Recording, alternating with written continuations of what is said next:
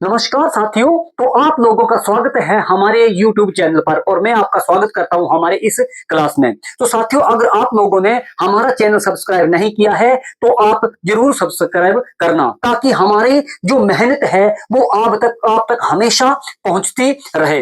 तो साथियों, आज मैं आपको बताऊंगा कि भारत में कई साल ऐसा होता है कि बारिश ज्यादा होती है और कई साल ऐसा होता है बारिश कम देखने को मिलती है। अब ये कारण क्यों होता है?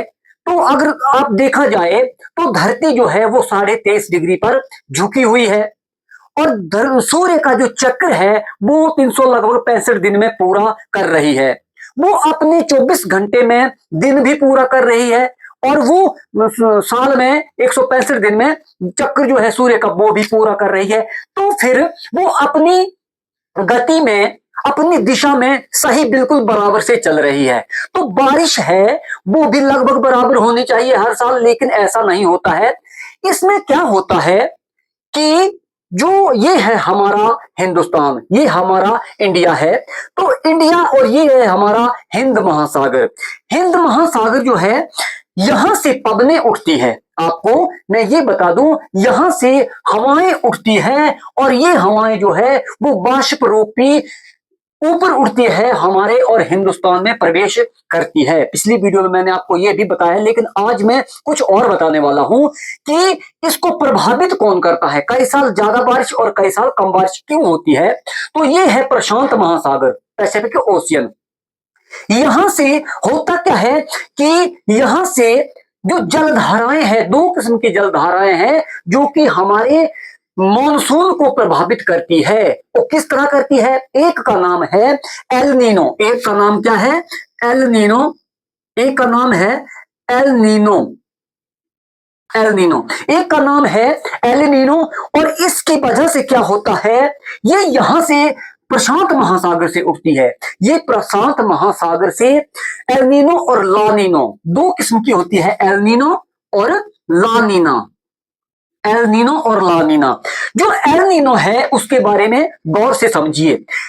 जो प्रशांत महासागर है वहां की जलधाराएं जो है, अब जो भारत है, जो भारत है वहां पर जून जुलाई में जो बरसात के मौसम में सूर्य जो है वो कर्क रेखा के ऊपर होता है, कर्क रेखा के ऊपर होता है। और गर्मी जो है वो हमारे हिंदुस्तान पर उस समय ज्यादा पड़ती है। लेकिन जब जो भूमध्य रेखा है, जीरो इक्वेटर है भूमध्य रेखा, ये हिंद महासागर से होकर गुजरती है, ये हमारे देश को टच नहीं करती है। तो यहां पर क्या होता है कि यहां की जो जलधाराएं हैं, यहां पर गर्मी होती है, यहां पर गर्मी होती है और यहां का जो वातावरण है वो ठंडा हो जाता है, यहां का वातावरण ठंडा हो जाता है। अब यहां पर जो गर्मी गर्मी पड़ने के कारण यहां से हवाएं ऊपर उड़ती है, तो वो यहां से आकर यहां पर गिर जाती है नीचे। आपको पता है जब कोई चीज गर्म होती है तो वो ऊपर उठती है और यहां पर जो है वो ठंडा होता है। और आपको पता है ठंडी जो हवाएं हैं, जो जलधाराएं ठंडी है, वो क्या करती है? वातावरण को गर्म करती है।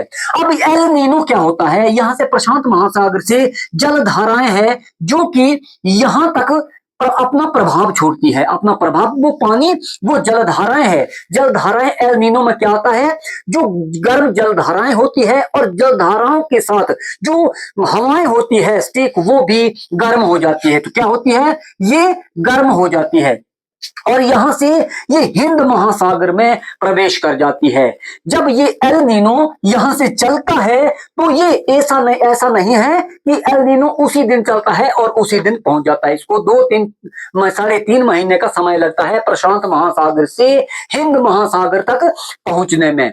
अब यहां से ये जलधाराएं गर्म हो जाती है और गर्म होने की वजह से अब धरती जो है वो पश्चिम से पूर्व की ओर घूम रही है, तो ये जलधाराएं ये हिंद महासागर की ओर खिसक जाती है।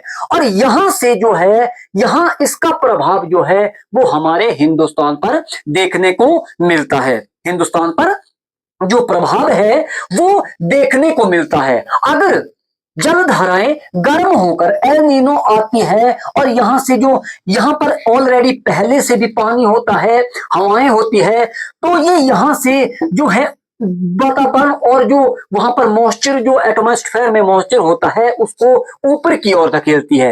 वो ऊपर की ओर धकेलती है तो हमारे हिंदुस्तान में बरसात होती है। क्या होता है? हमारे हिंदुस्तान में बरसात होती है। जो एल नीनो की जलधाराएं हैं वो कैसी होती है?